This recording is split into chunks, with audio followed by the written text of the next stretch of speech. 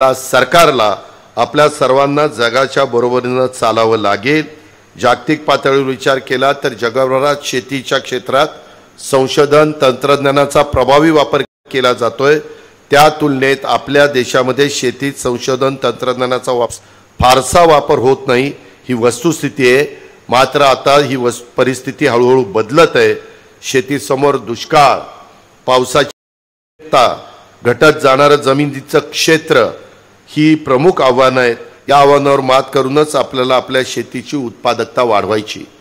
आता एअरपोर्ट पुरंदरला होतोय, 7 गावांचा विरोध आहे, काही हजार एकर जमीन लागती, परंतु एअरपोर्ट केल्याशिवाय गत्यंतर नाही। आम्हालाही कळतंय की शेतकऱ्यांना आता काय सांगायचं, परंतु त्यांना आम्ही एवढा मोबदला देणार आहे की ते दुसरीकडे शेती घेऊ शकतील, असा काही ना काही मार्ग व्यवहारी काढावा लागतोय, त्याशिवाय गत्यंतर नाही। जसं धरणं करण्याच्या करता जमीन जुमला घरदार कुणाची धरणामध्ये जातात, त्यांना आपल्याला पुनर्वसन करावं लागतं, स्थलांतर करावं लागतं, तर धरणं होतील, तर धरणं झाली तर पाणी मिळेल, पाणी मिळालं तर शेतीवाडी करता येईल।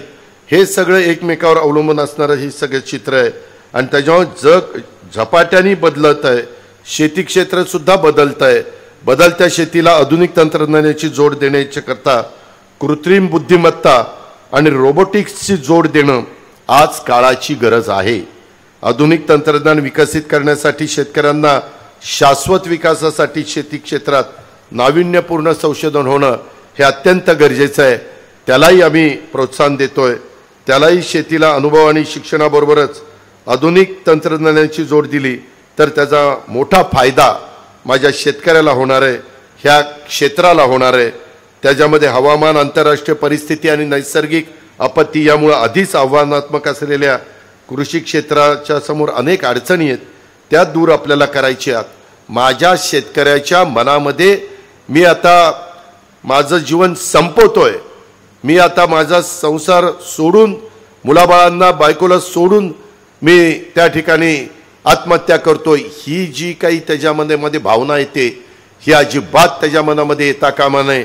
ह्या पद्धतीनं आपल्याला पुढे जायचं आहे आणि त्याचं नियोजन आम्ही केलेलं आहे, त्याच्या कामाला आम्ही लागलेलो आहे। तुमचाही प्रतिसाद पाहिजे। तुम्ही खचू नका, तुम्ही नाउमेद होऊ नका, त्याच्यामध्ये प्रत्येक गोष्टीला पर्याय आहे। मी मगाशीच तुम्हाला सांगितलंय, मी आज अर्थमंत्री म्हणून 7,20,00,000 कोटीचा अर्थसंकल्प सादर केलाय। असा कुठलाही प्रसंग महाराष्ट्रातल्या चांद्यापासून बांद्यापर्यंत माझ्या शेतकऱ्याविरुद्ध कधीही त्याला वाऱ्यावर सोडलं जाणार नाही, त्याच्या पाठीशी आम्ही उभं राहू।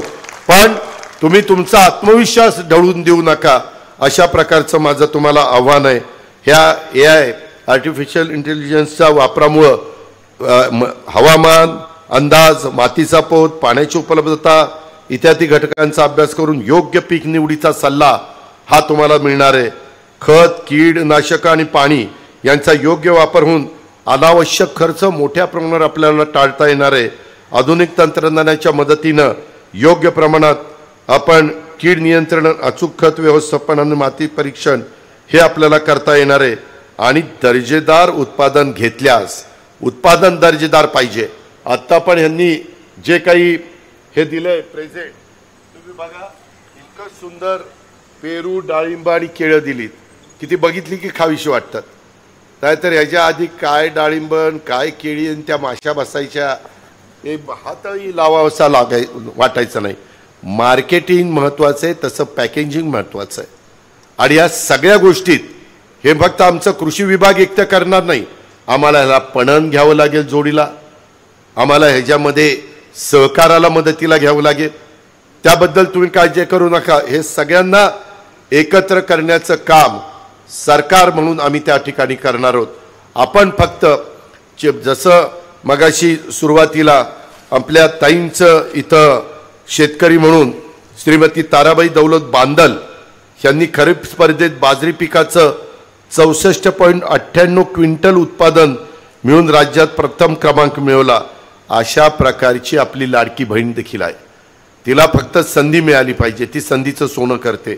आणि त्याच्यामुळं प्रतिभा अडागे आमची कर्मचारी असेल, भारत बोंगाडे असेल, प्रवीण मिरके असेल किंवा महेश रुपनवर असेल, ह्या सगळ्यांनी चांगलं काम केल्याबद्दल त्यांचं आपण